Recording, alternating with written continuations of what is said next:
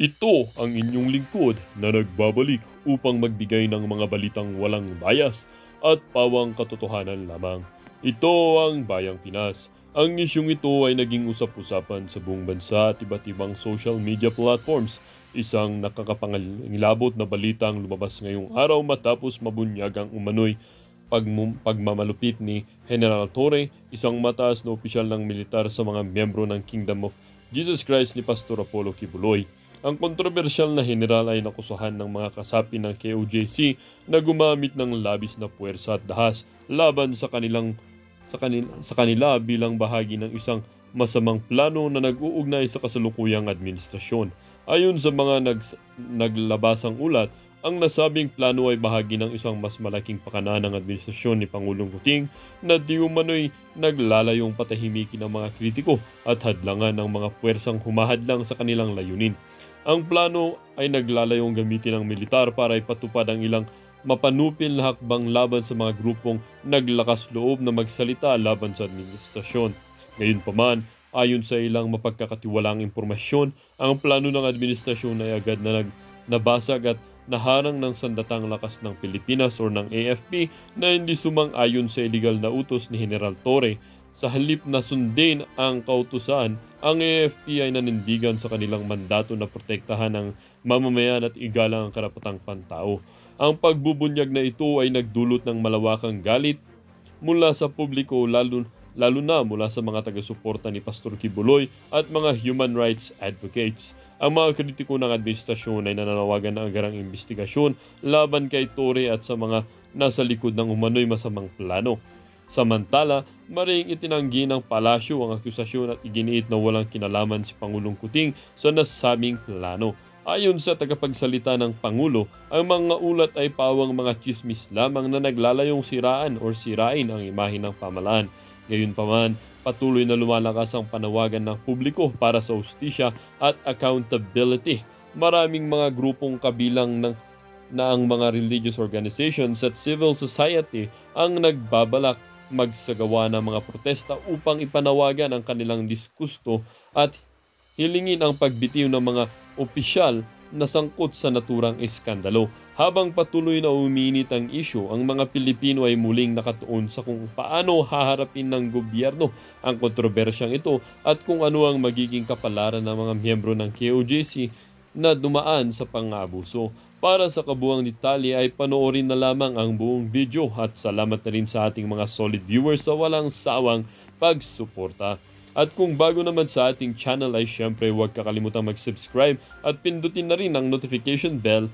Huwag din kakalimutang piliin ang all upang laging maging updated sa mga balitang bago, totoo at walang bias dito sa channel ng Bayan, ang Bayang Pinas. Huwag din kakalimutang mag-iwan ng like at i-share ang ating mga videos.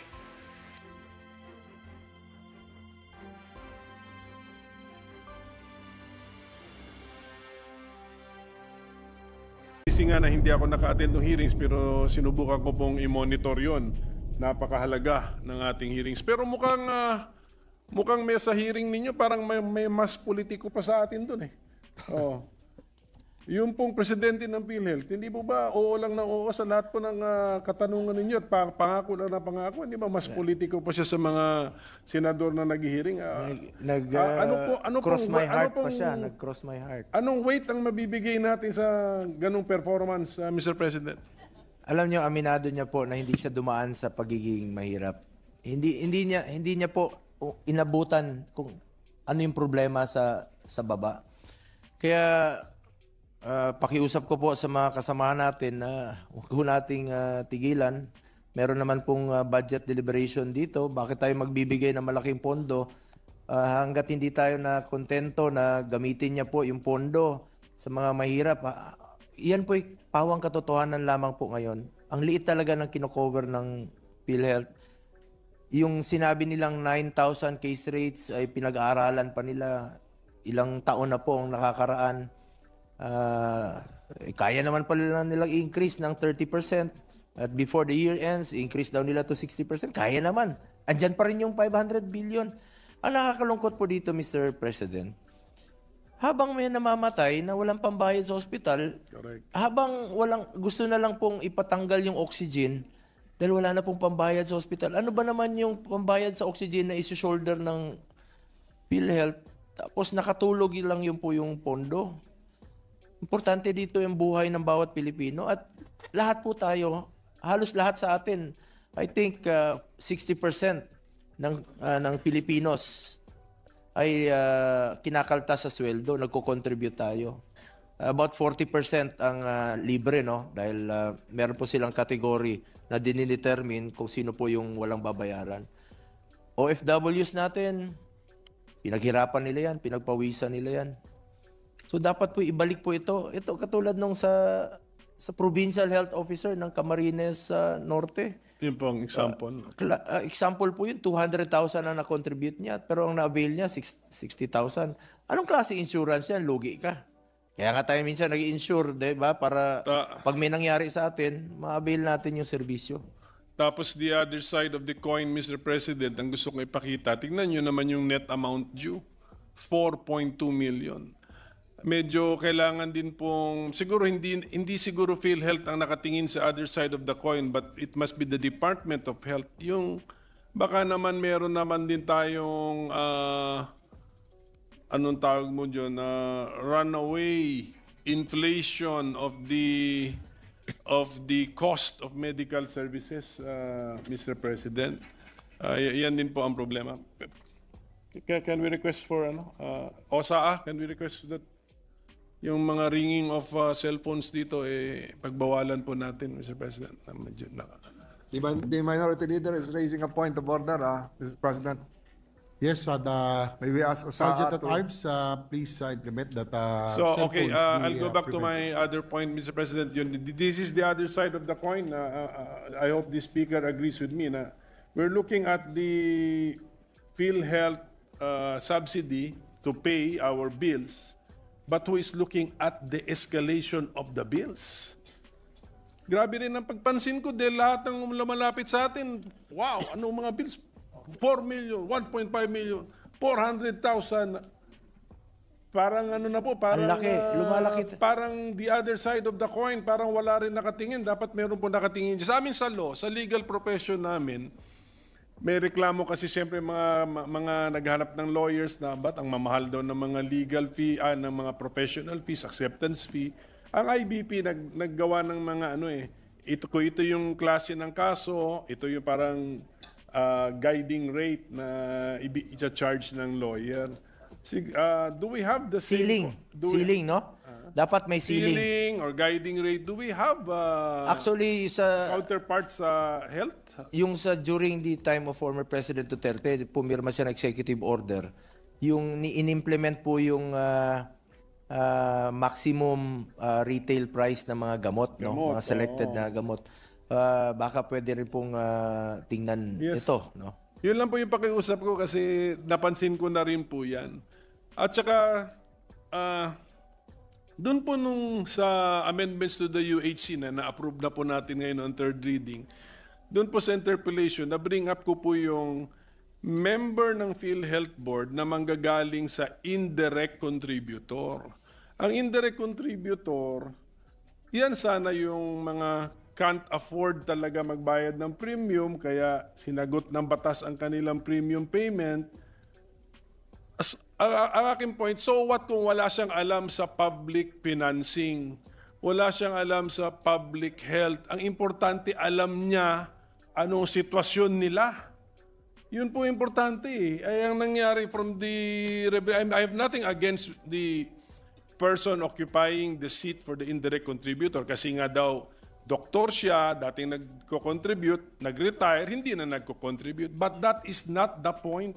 So ang point Ang po point sana, it's a real indirect contributor galing sa mga informal settler. Dapat sa Yung sektor. hindi talaga nakabayad ng premium, hindi niya kaya. Wala akong pakialam na hindi niya alam ang public financing. Ang importante, alam niya ang sitwasyon nila, anong pangangailangan nila. Na meron siyang kaibigan na gano'n, sa sidewalk na lang ng anak kasi sa takot sa hospital bills. Kasi hindi alam na may programa ba ang PhilHealth. Ang tanong ko muna sa ating speaker kung sakaling alam niya, yung sitwasyon doon sa Cebu, kasi nabanggit ko rin yung kanina, dahil na-alarma din ako doon. Mga anak, walang pambayad, sasagutin ba ng PhilHealth yan? Dapat. Tama. Dapat, di ba? Dapat. Yes. May ano sila, counterpart man lang Correct, doon. dapat. Kung wala yan, i-dissolve na natin ang PhilHealth. Ngayon pa lang, is-dissolve na natin ang PhilHealth. I'm sure meron yan. Ang problema, alam ba nung babae? Hindi niya alam eh. Natakot siya sa hospital bills niya eh.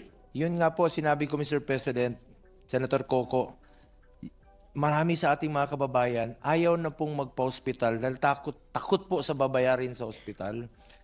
Sinabi ko po during the hearing, yung information drive ng PhilHealth, and dyan naman yung pondo nila, ipaalam nila sa mga Pilipino, sa mga kababayan natin, na meron pong konsulta program.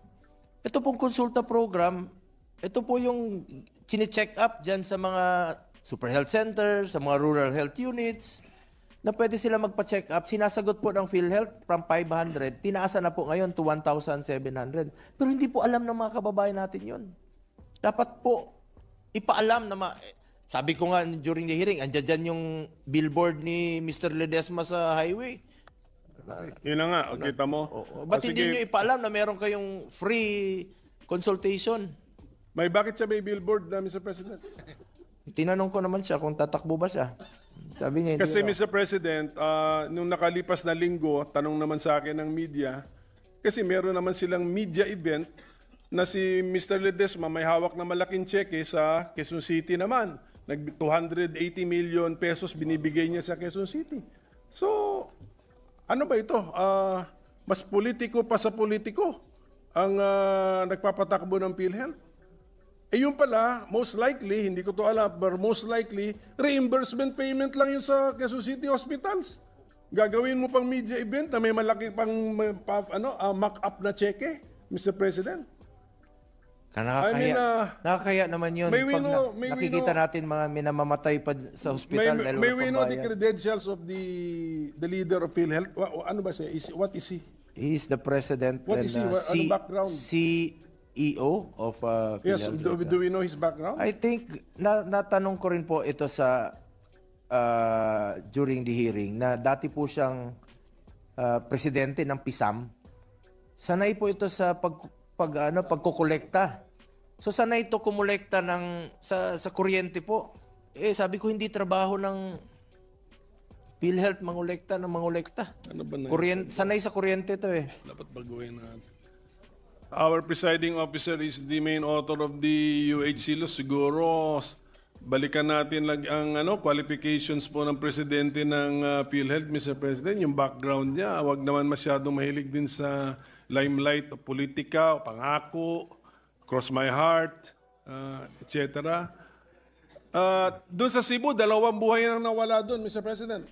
Namatay yung bata, namatay ang nanay, dahil sa takot sa hospital bills, pero 89.9 billion pesos ay kukunin sa PhilHealth para gawa ng tulay, gawa ng mga daan, na alam nyo naman sa infrastructure, meron siguro 10% legitimate profit ng contractor, baka meron pang bloated amounts dyan na unnecessary naman. At 2 buhay ang nawala doon, Mr. President.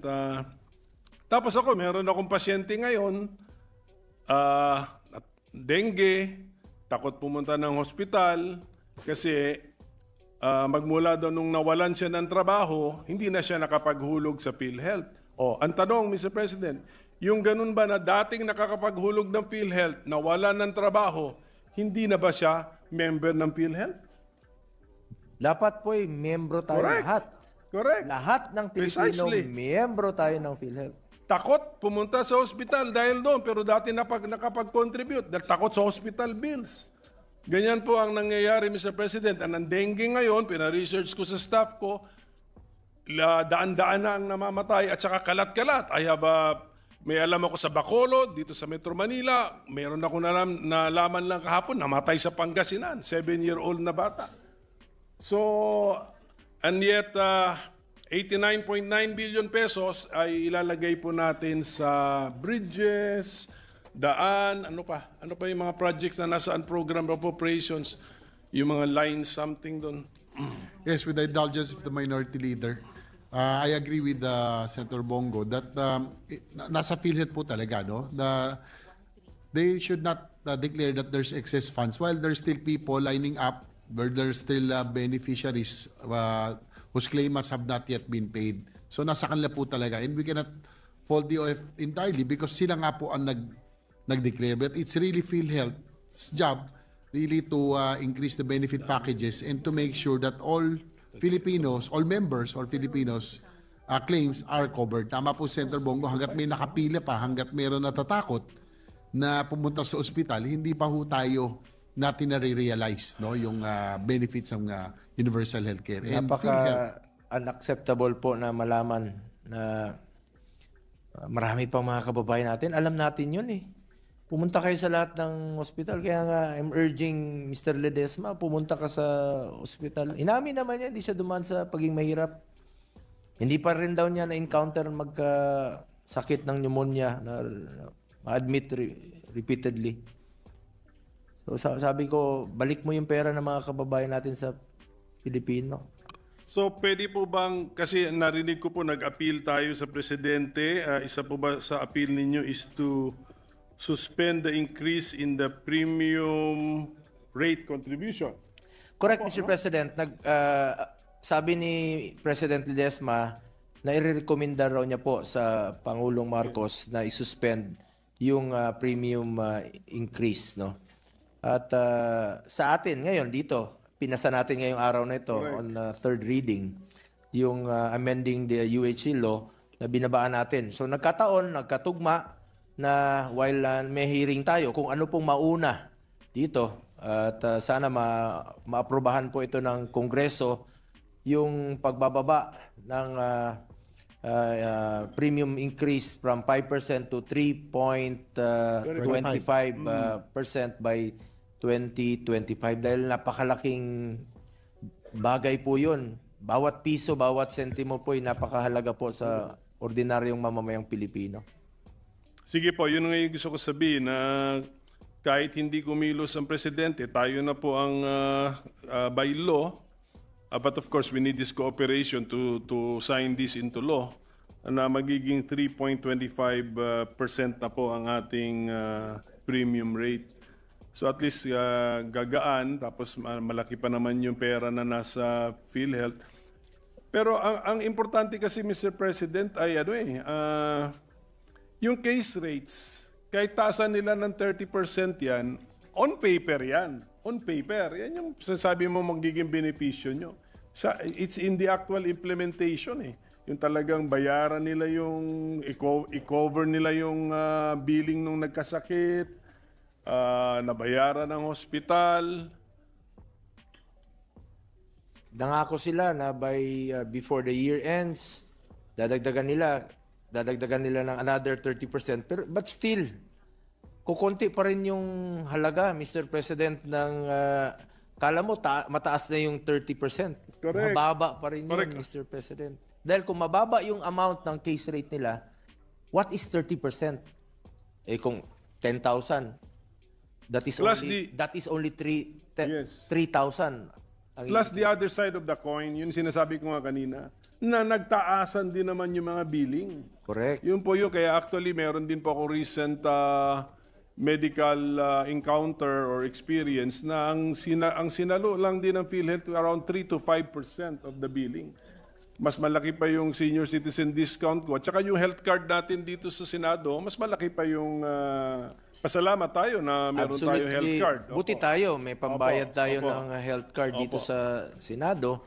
Eh paano yung mga kababayan natin yung kababayan nga natin na can't afford at saka ang sasagutin sa atin, di pumunta ka sa government hospital, no balance billing. Pero sa reality, dami ko rin kausap ng mga doktor sa mga public hospital, hindi naman nangyayari yun. Pagkatapos pa rin ng kanilang confinement, may balance pa po kasi may mga hindi covered sa so-called no balance billing.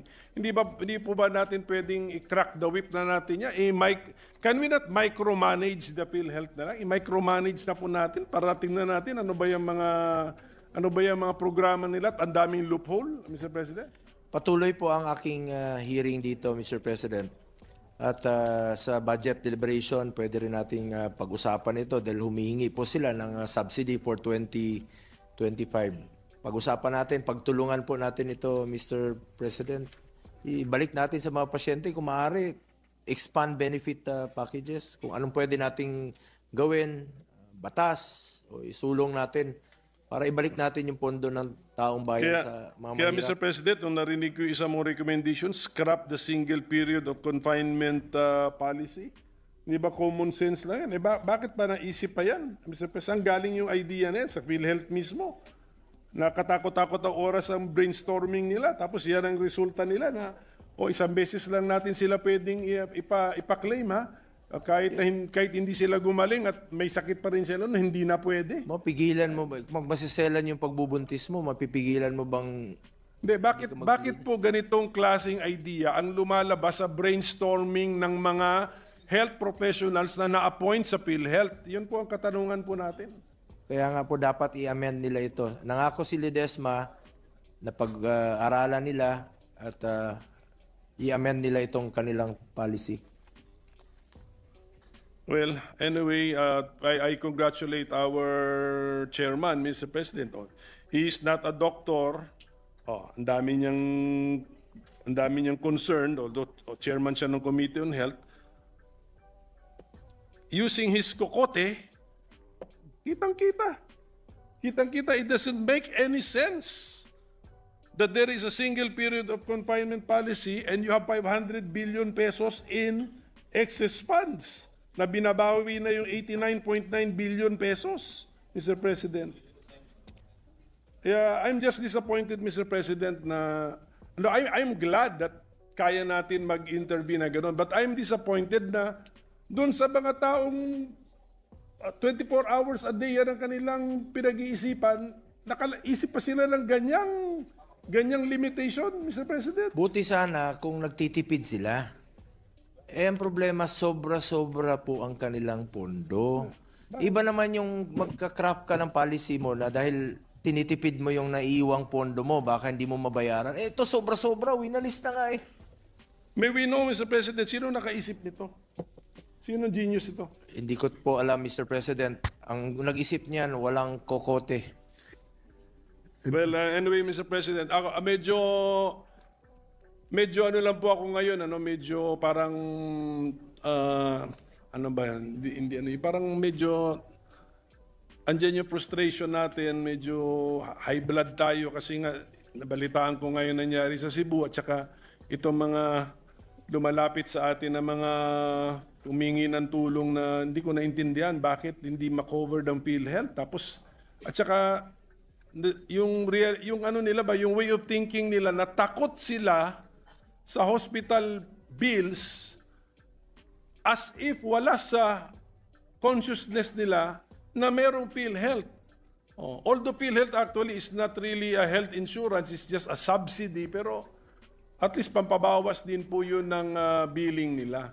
But siguro nga, Mr. President, because I think before I end, I think we really need to look at the other side of the coin. There might have been also an uncontrolled increase in the other side of the coin, which is the billing part, Mr. President. Mr. President, maraming salamat, no? Common sense po yan. Tama yung suggestion nyo dito sa mga desisyon na dapat nating gawin. Use your kokote from Senator Coco Pimentel. Alam niyo po, Mr. President, 2013 pa po yung circular ng PhilHealth on single period confinement. Hindi nila ginalaw. Hindi nila inamend. Ngayon pa nila naisipan. Tapos, andyan dyan yung pondo. Kalokohan yun. Likewise, if I may interject, that runs contrary to the aim of Universal Healthcare Act, which is giving access to genuine healthcare for all Filipinos without the financial burden. So PhilHealth really has to rectify that policy and make use of their kokote. Hindi ko tuloy narinig siguro.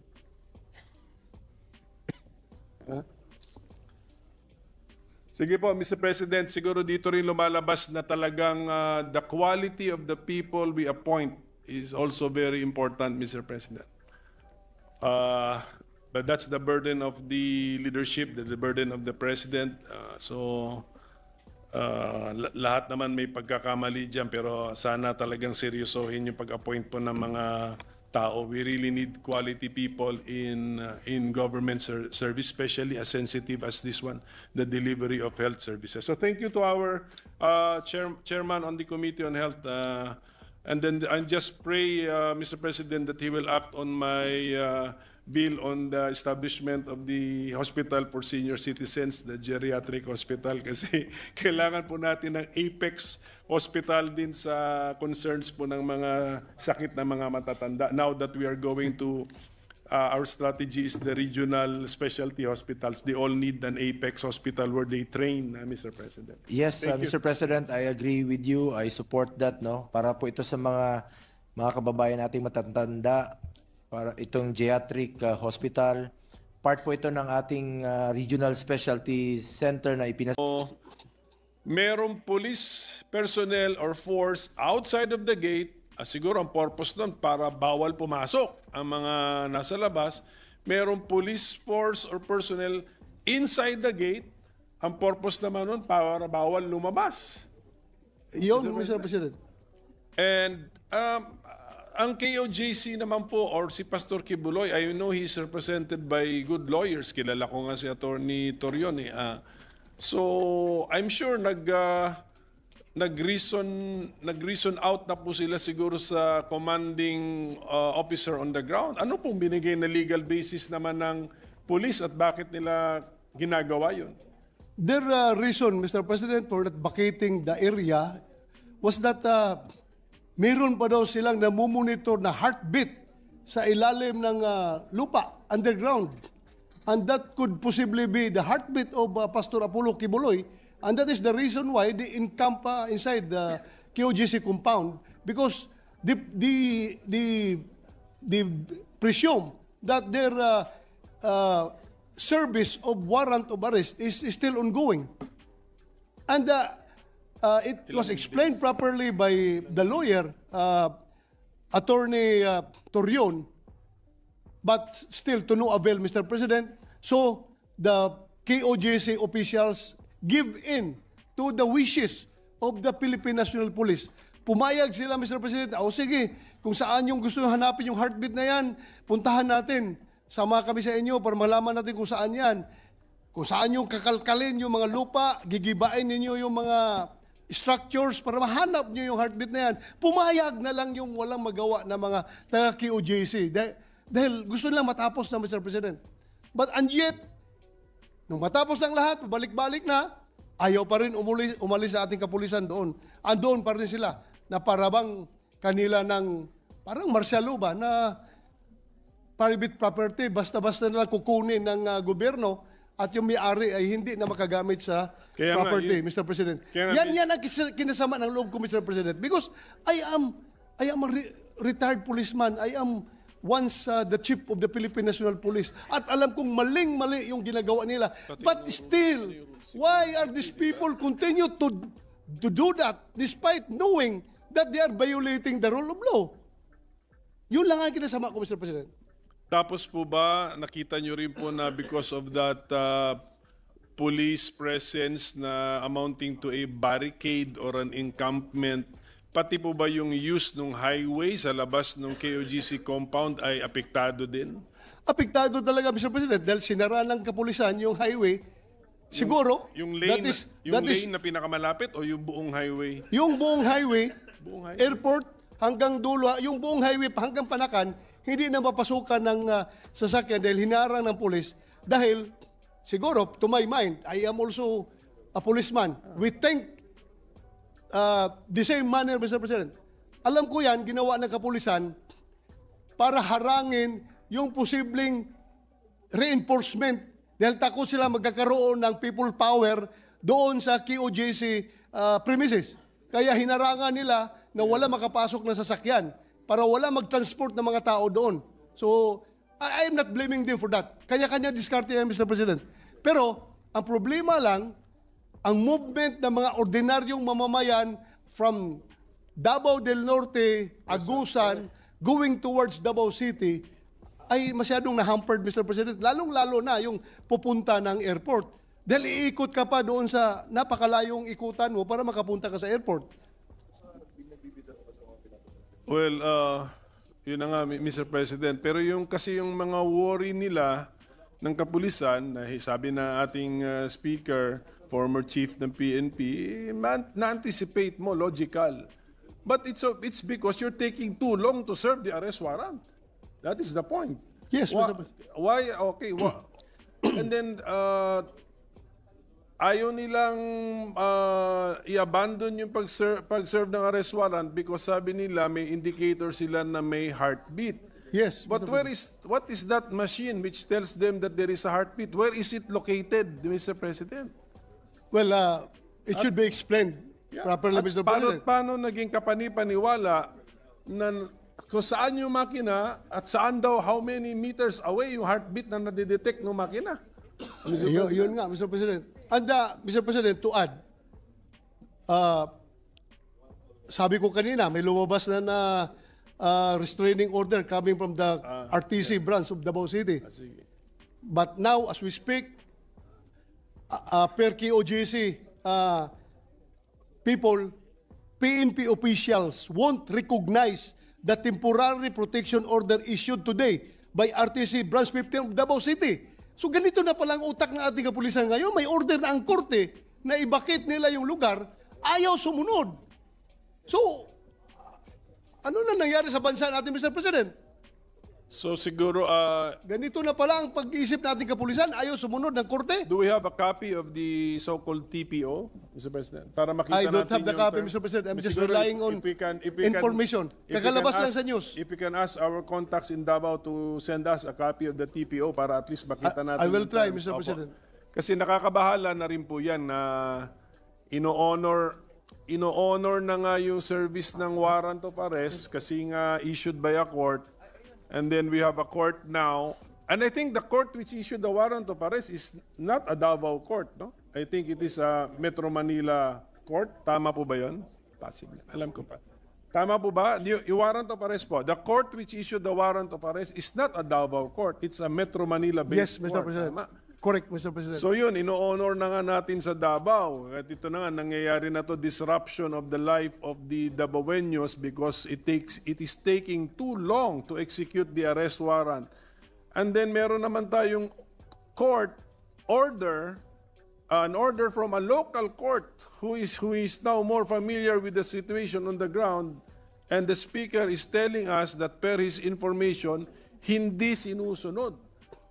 But the terms of that court order, kailangan siguro makita natin kasi sometimes baka sabihin talaga nila, hindi naman to naka-address sa amin. Yeah, Mr. President, if I may read, RTC 11th Judicial District, Branch 15, Davao City, in the matter of petition for the writ of amparo, the Kingdom of Jesus Christ, the name above all names incorporated, KOJC, represented by Executive Pastor Marlon Acubo, Jose Maria College Foundation Incorporated, represented by Rosemary Dimag Naong, versus Honorable Benjamin Abalos, in his capacity as the Secretary of the DILG, the Philippine National Police, et al.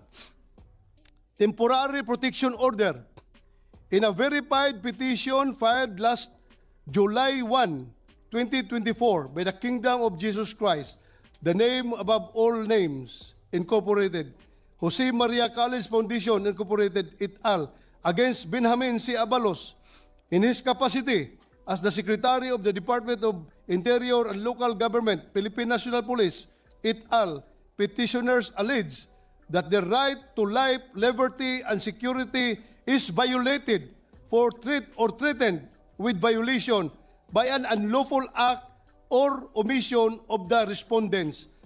Thus, petitioners seek for the issuance of a writ of amparo among others.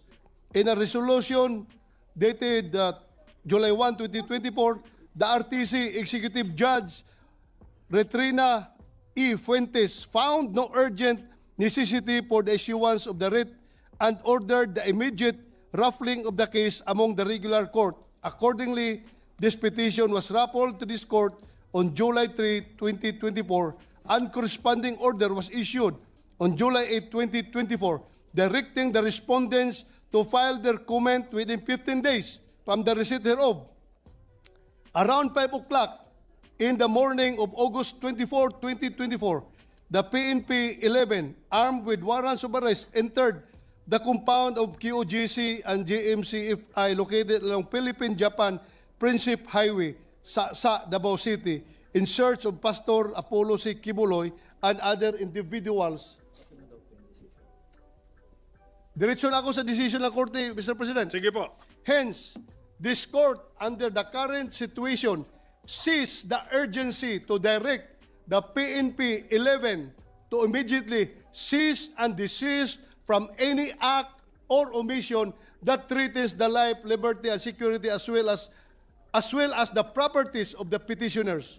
The PNP 11 is hereby ordered to remove all forms of barricades, barriers, or blockades that bar the access to and from the subject compound and hinder petitioners' religious, academic, propriety rights and the pursuit thereof by its officers and members within the surroundings, within and surrounding the premises.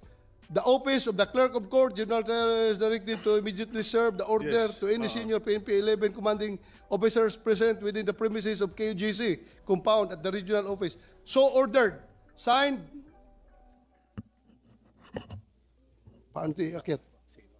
Akyat mo. Signed by the judge, Mr. President. Okay. So, Mr. President, sa ganitong sitwasyon kasi dapat siguro ang ating kapulisan will read that with liberality na address sa kanya, and then kung ano man yung nakaka-disrupt sa normal course of life of the people there, bawal, i-dismantle niya. So dapat po ganun. Kung gusto kasi natin ng order, at yun ang appeal natin nga sa KOJC members na wag manggulo, wag daanin sa dahas, i-honor ang mga court orders. That's the same standard that we will ask of our police Correct, Mr. personnel or President. police people. Correct. So the commander on the ground, if I am not mistaken, is named Brigadier General Torre. Police Brigadier General Torre, Mr. President. Is he Colonel or General? General. General, Brigadier General. I think it's Police General Torre. So siguro, yun na lang po yung appeal natin sa kanya. I mean, the arrest warrant, as far as I know, is valid, can be served at any time of Any the day, any day, anywhere. any week, anywhere, for as long as you see the subject person of the arrest warrant. But I don't think you can claim that you have found the person because you have found the heartbeat, Mr. President. I mean, and then this is a new technology na masyado pang kailangan na-explain mo na sa atin. Gaano kalayo niya na-detect? Asan ba yung, as far as you know, Mr. President, saan yung makina which detects the heartbeat? Nasa highway? I don't know, Mr. President, but I believe this is the same machine that is used to determine the living individuals during earthquakes. Earthquake, oh. Pag may calamity, may earthquakes, may buhay pa na tao na natabunan ng rubbles, Mr. President, yan ang machine na ginagamit. Kaya nga, so ang ating ibig sabihin nun, they were allowed, the KOJC people or leadership were cooperative enough to honor a court paper, a court order, to allow the police to enter the compound bringing their machine. Siguro yung machine nila is in close proximity with the ground or the area that they were able to detect a heartbeat. So they should act immediately. They cannot dilly-dally and not act and prolong the enforcement of an arrest warrant amounting to a siege na gusto mong starve na lang yung tao sa yung whoever is that person with the heartbeat na mauhaw, magutom at kayo lumabas. Hindi po pwedeng ganun ang estratehiya po natin. Now, especially now na meron na pong TPO or whatever name we call that order coming from a Davao court. So ganun lang po, sana ang appeal na lang natin sa commander on the ground at saka yung supervisor ng commander or commander ng commander who is the PNP chief plus the DILG secretary na since umabot na nga kayo dun sa na-detect ninyo yung heartbeat kasi nga yung mga KOJC personnel, people, cooperated to that point na nalapit yung makina sa lupa or sa building because there is a court document. Now that there is another court document, we have to be liberal in its reading and interpretation. At any rate, you will have all the chances in the world kasi valid pa yung arrest warrant na yan to capture, to arrest that person when you actually see him or her. Yun ang legal basis mo to arrest. The legal basis to arrest is the arrest warrant. Correct. When you see that person. Okay, not when you detect a heartbeat. Okay. And then I'm also worried, Mr. President, itong ang search, itong nabanggit po nating speaker na merong pang searching, they're searching buildings or ano, kunyari in the name of looking for the subject person of the arrest warrant, pero actually it's now amounting to a search. And Correct. what they have is an arrest warrant. And I agree with the speaker na iba po yun. An arrest warrant is the legal basis to arrest, but the legal basis to search must be a search warrant. Correct, Mr. Mr. President. Ang isa po... And yet, Mr. President, I must inform the body that the KOJC people are very cooperative. Kahit na alam nila na that is beyond the power of the arrest warrant, sumunod pa rin sila, sinamahan nila. At lumalabas po, just a few more seconds, Mr. President. I know marami pa tayong itatakil ngayon. Lumalabas po dahil sa incidenting ito na in the execution or in the matter of arrest warrants and search warrants, substantive rights are involved or affected. Therefore, siguro mag-open na lang natin ang mind natin na maybe this is a proper subject matter for legislation at hindi lang natin ito ipaubaya sa mga rules of court. Substantive rights, itong pinaka-example eh. So, buksan natin ang ating isip to challenge the existing order na pinaubaya natin ang mga rules about arrest and searches sa rules of court. Entertainin natin ang possibility or ang karapatan na dapat by law ang rules on service of search warrant, service of arrest warrant, execution of these warrants should be provided by law. I agree, Mr. President. I agree. So with that, Mr. President, imposible naman natin mapag-usapan kasi lahat dito, but at least naumpisahan na natin and we got some facts from our speaker who was really there. Ito, hindi to hearsay, ano to, talagang eyewitness testimony po ito ni Senator Bato de la Rosa. So thank you to our colleague for bringing this to our attention. Pareho namang may mga legal grounds, legal basis, pero worrisome kasi. Sometimes it can be legal or constitutional, but in its implementation, it becomes unconstitutional. Pwede yung ganun eh, Mr. President. So thank you for bringing this up, and siguro we can pursue this matter at the committee level. Mas marami tayong